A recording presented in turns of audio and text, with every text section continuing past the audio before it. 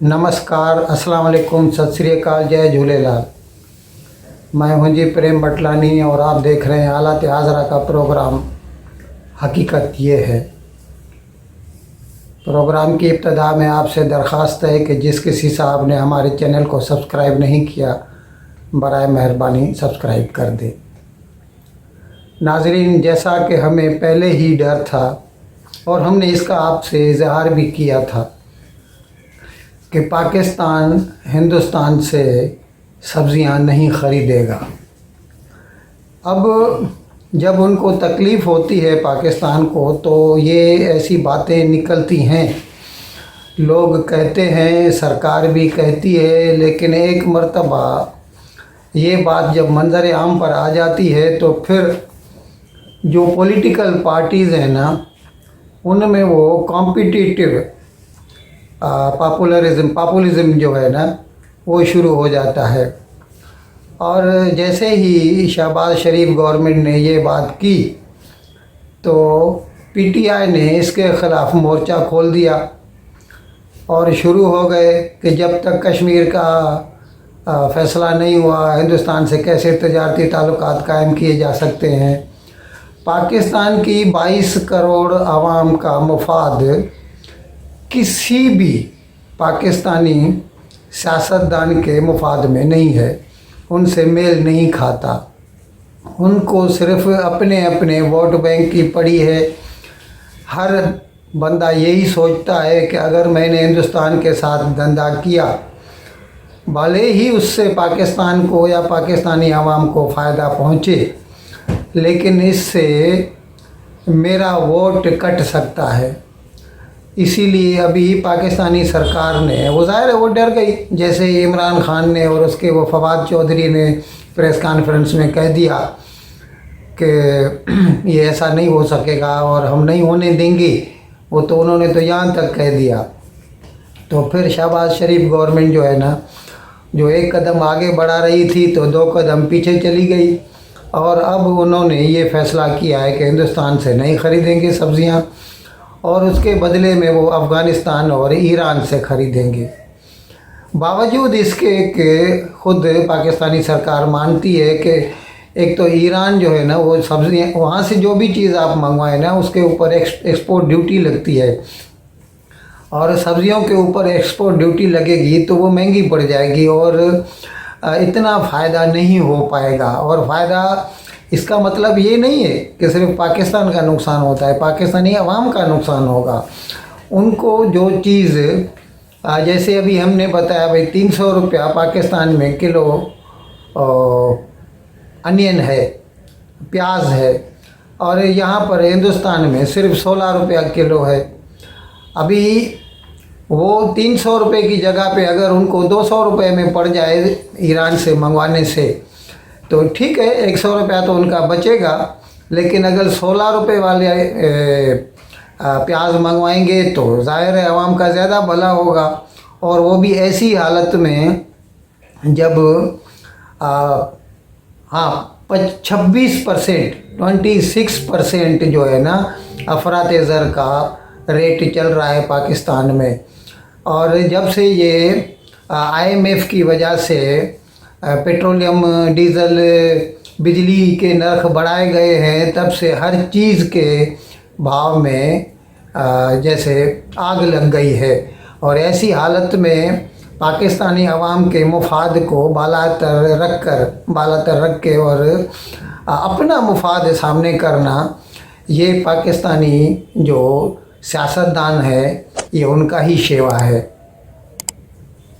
नाजरीन, हमने आपको बताया था इमरान खान के ख़िलाफ़ सुओ मोटो एक्शन लिया इस्लामाबाद हाई कोर्ट ने और उसके ख़िलाफ़ कंटेम्प्ट ऑफ कोर्ट का केस लागू कर दिया है और उसको नोटिस भी निकाला।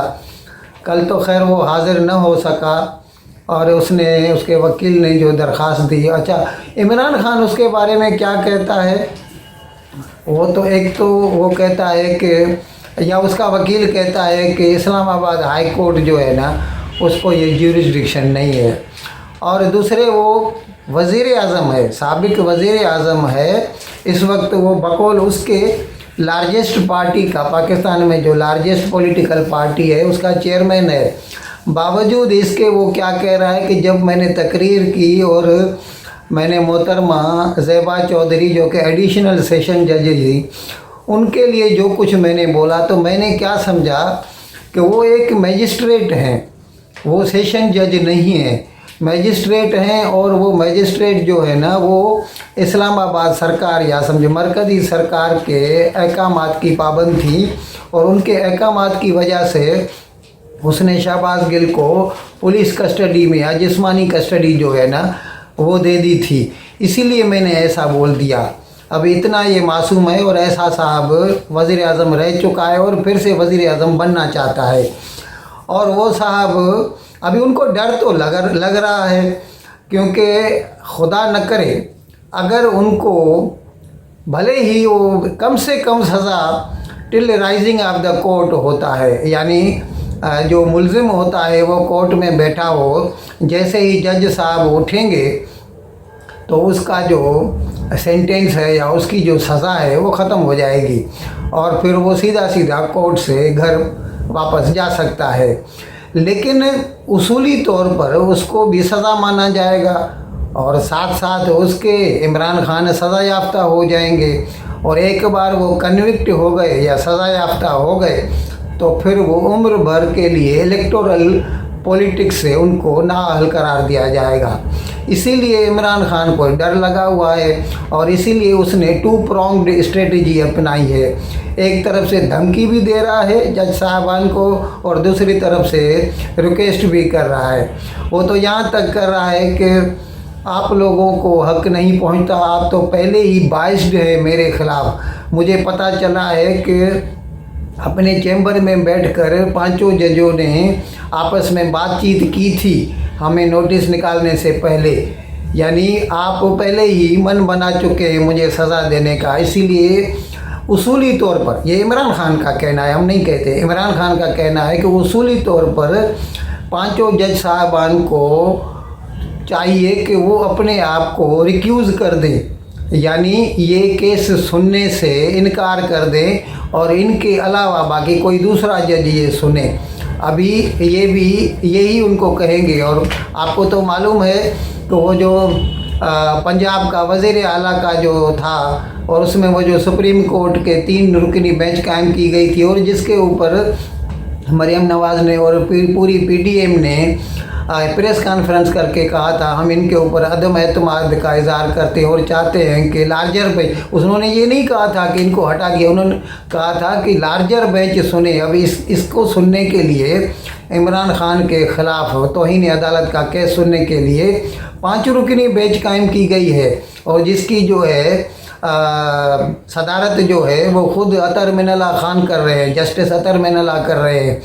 उसके बावजूद भी अब इन्होंने ये नहीं कहा इमरान खान ने कि भाई मुझे इस बेंच के ऊपर एतमाद नहीं है, सिर्फ वो ये कह रहे हैं कि क्योंकि वो लोग पहले ही मन बना चुके थे मेरे ख़िलाफ़, इसीलिए उनको चाहिए कि वो अपने आप को रिक्यूज़ कर दें और ये केस सुनने से इनकार कर दें।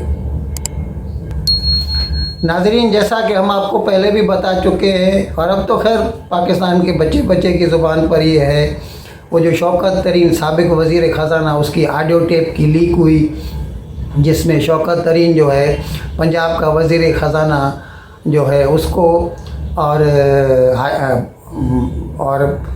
केपीके का वज़ीर ख़ज़ाना जो है तैमूर जगड़ा, दोनों को कह रहा है कि आप लेटर लिखें IMF को कि हम जो है ना सरप्लस बजट नहीं बनाएंगे और फिर मुझे भेजें, मैं ये लेटर की कापी IMF को भेज दूंगा ताकि ये लोन की जो 7th और 8th इंस्टॉलमेंट है वो IMF रिलीज़ न करे। ये 29 तारीख की बात थी, मतलब ये 28 को कह रहे थे, जो कि बाद में मंजर आम पर आई वो ऑडियो। अब इसके ख़िलाफ़ एक साहब ने जो है इस्लामाबाद पुलिस से अर्ज़ किया है कि इमरान खान और PTI के ख़िलाफ़ गद्दारी का मुकदमा मतलब कायम किया जाए और उनके ऊपर इसके ऊपर कार्रवाई होनी चाहिए, क्योंकि उन लोगों ने मिलकर साजिश की कि पाकिस्तान को नुकसान पहुँचे, पाकिस्तान को लोन न मिले ताकि भले पाकिस्तान जो है डिफ़ॉल्ट करे। और श्रीलंका की कतार में आ जाए। नाज़रीन, इस्लामाबाद की सेशन कोर्ट ने, जहां पर शहबाज गिल ने अपने ज़मानत की दरख्वास्त दी थी, बेल एप्लीकेशन फ़ाइल की थी, तो कल उसकी सुनवाई हुई और मतलब सेशन कोर्ट ने ज़मानत देने से इनकार कर दिया है। और अभी ये ऐसा नहीं है कि अभी इनकार कर दिया है तो वो दूसरी मर्तबा दरख्वास्त नहीं कर सकते। दूसरी मर्तबा सेशन कोर्ट में भी जा सकते हैं, या उसके ऊपर हाई कोर्ट है उधर जा सकते हैं, उसके ऊपर सुप्रीम कोर्ट है।